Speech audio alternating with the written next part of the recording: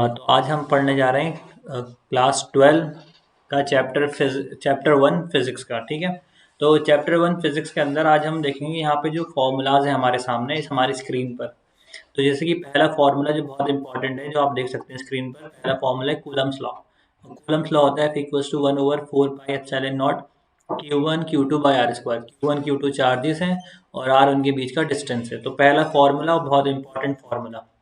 दूसरा है हमारा इलेक्ट्रिक फोर्स, वही सेम फोर्स है लेकिन इस बार वेक्टर फॉर्म में। यहाँ पर आप देख सकते हैं वेक्टर फॉर्म में दिखाने के लिए एफ पर वेक्टर लगाया गया है और इधर राइट साइड में आर पर कैप लगाया है, जिससे पता चलता है कि एक वेक्टर है, उसकी डायरेक्शन भी कुछ होती है। ओके, और इसके बाद यहाँ पर इस फॉर्मूले में जो 1/4 पाई एप्सिलॉन नॉट आ रहा है, इस एप्सिलॉन नॉट का नाम होता है परमिटिविटी ऑफ फ्री स्पेस। तो परमिटिविटी ऑफ फ्री स्पेस का वैल्यू है 8.854 इंटू 10⁻⁻12।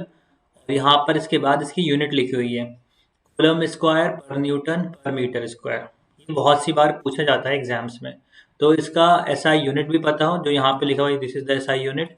और साथ साथ में कुछ बार इसकी डायमेंशंस भी पूछ ली जाती है। अगला फॉर्मूला है इलेक्ट्रिक फील्ड का।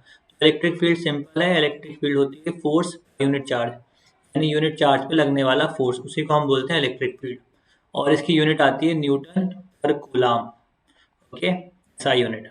इसके बाद अगला फॉर्मूला है electric field due to a point charge, यानी किसी पॉइंट चार्ज की वजह से किसी आर डिस्टेंस पर कितनी इलेक्ट्रिक फील्ड होगी, उसका क्या इम्पैक्ट होगा। E equals to 1/4 pi epsilon naught Q by R square के बराबर है ये। फॉर एग्जाम्पल हमारे पास अगर बहुत सारे चार्जेस आ जाते हैं, उन सारे चार्जेस की वजह से जो इलेक्ट्रिक फील्ड आती है, उन सारे चार्जेस की इंडिविजुअल इलेक्ट्रिक फील्ड का वेक्टर सम के बराबर होती है। बहुत इंपॉर्टेंट फॉर्मूला है, इसको हम बोलते हैं प्रिंसिपल ऑफ सुपरपोजिशन। और ज़्यादातर आप देखेंगे तो इस तरह के क्वेश्चन एनसीईआरटी में भी हैं, जो हम अपने बाद वाले वीडियो लेक्चर में इनकी प्रैक्टिस कराएंगे। ओके, इसके बाद आता है इलेक्ट्रिक डाइपोल मोमेंट। सबसे पहले हम समझते हैं कि डाइपोल क्या होता है। तो डाइपोल जो है वो अरेंजमेंट होता है दो इक्वल और अपोजिट चार्जेस के बीच का। ओके, और डाइपोल मोमेंट का फॉर्मूला होता है चार्ज मल्टीप्लाई बाय डी, मतलब डिस्टेंस बिटवीन देम। ओके, उसके बाद आती है electric field due to a dipole at axial line, यानी कि अगर हम एक डाइपोल ड्रॉ करें और डाइपोल के एक्सिस पर कितनी इलेक्ट्रिक फील्ड आएगी, तो उसका फॉर्मूला होता है 1/4 pi epsilon not 2p/r cube. Equatorial पर सेम फॉर्मूला है p/r क्यूब, और साथ में यहाँ पर एक माइनस साइन भी आता है, विच शोज दैट कि इलेक्ट्रिक फील्ड की डायरेक्शन डाइपोल की डायरेक्शन के अपोजिट होती है, यानी जिस तरफ डाइपोल का डायरेक्शन है इलेक्ट्रिक फील्ड उसके अपोजिट डायरेक्शन में होगी। नेक्स्ट फॉर्मूला है हमारे पास टॉर्क का। टॉर्क का मतलब होता है घुमाना। जब हम किसी डाइपोल को इलेक्ट्रिक फील्ड में प्लेस करते हैं, तो इलेक्ट्रिक फील्ड उसके ऊपर एक फोर्स लगाती है, बल्कि एक कपल ऑफ फोर्स लगाती है, जिसकी वजह से वो इलेक्ट्रिक फील्ड में रोटेट होना शुरू कर देता है। तो उसके ऊपर जो डाइपोल वर्क करता है उसका फॉर्मूला है पी क्रॉस ई, या हम इसको बोलते हैं पी साइन थीटा। नीचे फॉर्मूला ये लिखा हुआ, अब ये पी साइन थीटा आप देख सकते हैं। नेक्स्ट जो है इसके बाद पोटेंशियल एनर्जी, यानी जब डाइपोल किसी इलेक्ट्रिक फील्ड में रखा हुआ है तो उसके पास कुछ एनर्जी होती है, पोटेंशियल एनर्जी, वो होती है -p.E या फिर -p cos थीटा के बराबर। यहाँ पर p dipole moment, E electric field है। नेक्स्ट जो बहुत इंपॉर्टेंट है, एग्जाम में बहुत बार पूछा जाता है कि what is electric flux. Electric flux की सिंपल से डेफिनेशन होती है number of electric field lines passing through a unit area. इसका फॉर्मूला है electric field dot area vector, ठीक है, ई डॉट है, या फिर इसका फॉर्मूला आता है ई ए कॉस थीटा। तो जितनी भी क्वांटिटीज़ है इनका फॉर्मूला पता हो, और फॉर्मूला पता होने के साथ साथ इनकी यूनिट और डायमेंशन भी एग्जाम्स में बहुत बार पूछी गई हैं। इसके बाद बहुत इंपॉर्टेंट गॉस लॉ। सबसे ज़्यादा गॉस लॉ इसमें इंपॉर्टेंट है, और इसके साथ साथ में जो एप्लीकेशंस हैं और इस पे based numericals, they all are very very important. Gauss law क्या है, इंटीग्रल ई डॉट डे, या फिर इसी को हम बोलते हैं इलेक्ट्रिक फ्लक्स। तो किसी भी सरफेस से पास होने वाला electric flux total charge upon epsilon naught times के बराबर होता है।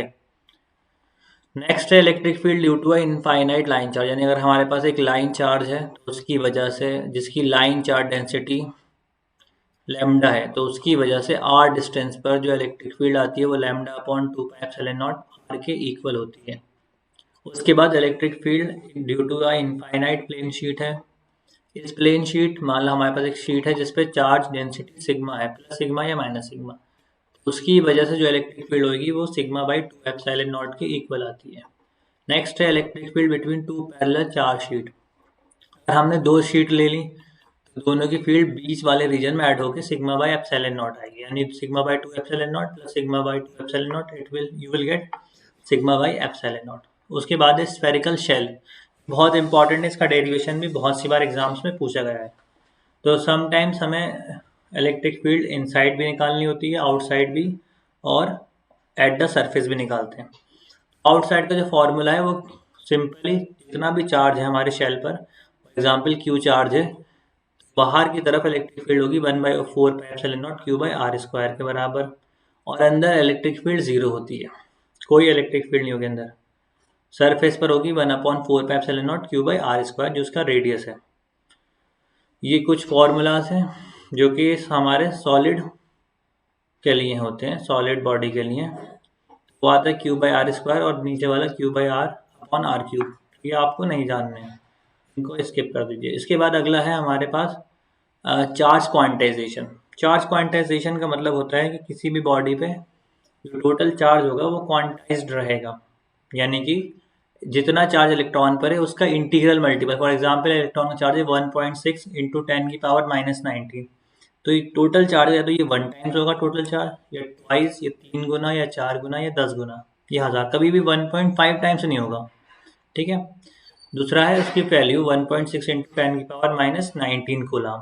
ठीक है, ये सारे फार्मूलाज जो यहाँ पे दिए इसकी मैं वो PDF भी आपको प्रोवाइड करा दूंगा। ये बहुत इंपॉर्टेंट फार्मूला है चैप्टर के, इन्हीं फार्मूलाज से एग्जाम में क्वेश्चंस भी पूछे जाते हैं, और समटाइम्स जो हमारे एक्सियल और इक्वेटोरियल पॉइंट के डेरिवेशंस हैं वो एग्जाम्स में आते हैं।